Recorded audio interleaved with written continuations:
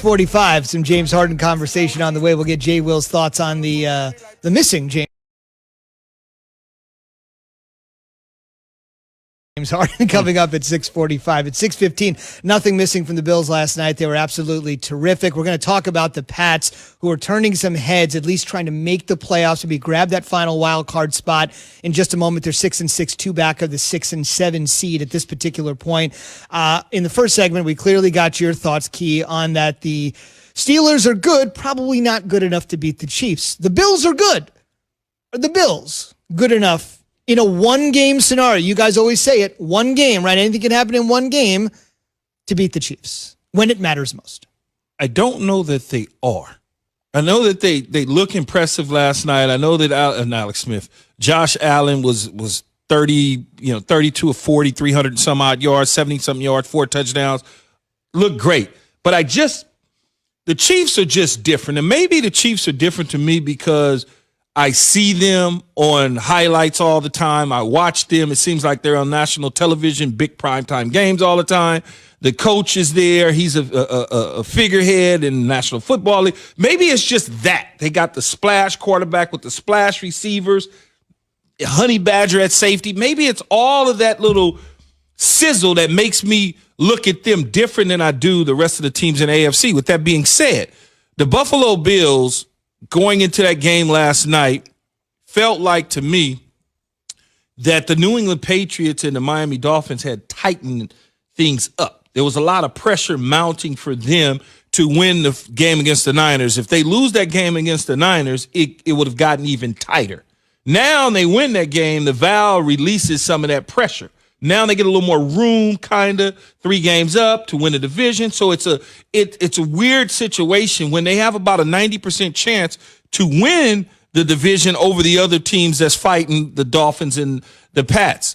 Josh Allen playing out of his mind. He had about a 3-game stretch this season that made you think about, okay, well, what type of quarterback is this dude for real? But over the last several games, he's shown us that he could be mentioned in there with some of these young quarterbacks that got drafted with him, or some of the younger guys that's having phenomenal careers. He's still not in that Aaron Rodgers, Patrick Mahomes category to me.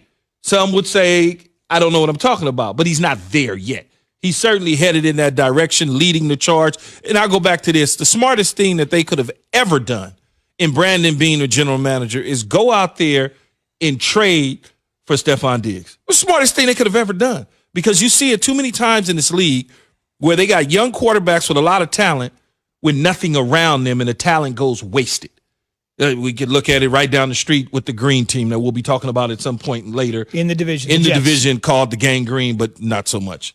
The bad side of the Gang Green, not the good side. And so when you look at it, Jay Will, that's the one thing to me that stands out with this organization, is that they went out there and acquired some pieces to put around him from an offensive standpoint that has him playing, you could say at an MVP caliber level, but he's not going to be in that conversation, but he is certainly playing that way. I got the Bills being better than the Steelers. I think the Bills will be the best competition that there will be for Kansas City. And I know Kansas City, Key, is going to be the favorite because they are explosive. I do feel like every time I turn on SportsCenter, I'm seeing a Steph Curry like highlight reel when I watch Patrick Mahomes and the way they play, because of how they play. Even the Tyreek Hill catch we saw this past weekend, him not knowing they catch it. They're polarizing of a team to watch. But actually, when you dig deep, a lot of their wins, they played to the level of their competition as well. 3-point win against the Chargers, 2-point win against the Panthers, 4-point win against the Raiders, 3-point win against the Bucks, 5-point win against the Broncos. So they allow teams to hang into the games. Even though they are explosive, they can pull away. I think the Bills, for as explosive as they are, they belong in the top tier conversation of the AFC. Think about it. This team should have won 6 games straight. They lost on the Kyler Murray Hail Mary pass, right, to DeAndre Hopkins that they should have batted that down. But Josh Allen made a great drive before. They actually lead the NFL in third down conversion rate, which allows them to sustain drives. They control the clock. They rest their defense. Josh Allen is playing at a high level. Guys, they're right there. They're right there. I think it's time we start putting some respect on the Bills' name. I know people want to say, well, they're We always expect them to be the old Bills. I know we say that about the Browns too, but this is a different Bills team. They belong in that top tier conversation. You just need to see them do it before you believe it. No, it goes back to, for me, what I'm looking at is they're playing smooth. There's no clunkiness to it, right? The one thing that I would say, they won the game, which they win the game, and I'll go back. If Cam Newton puts the ball in the left hand, they probably lose that game. Much like we talked about with the Cleveland Browns the other day. Cleveland took care of business against Tennessee, which we were waiting for that signature kind of moment for Cleveland.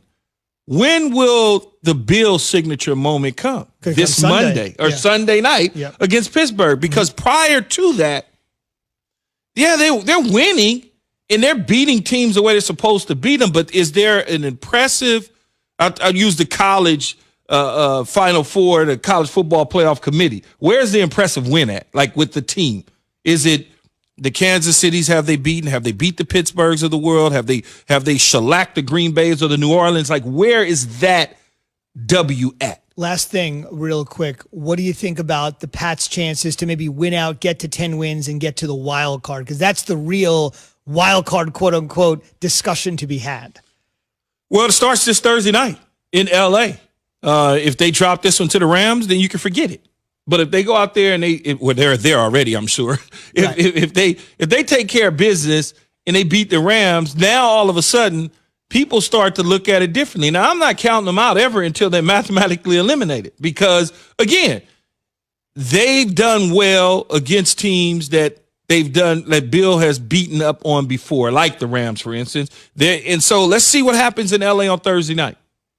I don't think they're going to get it, but I'm also curious to see which Jared Goff shows up in that game, Key. We always talk about him being the difference maker, and you say he's one of the top-tier quarterbacks there is in the league.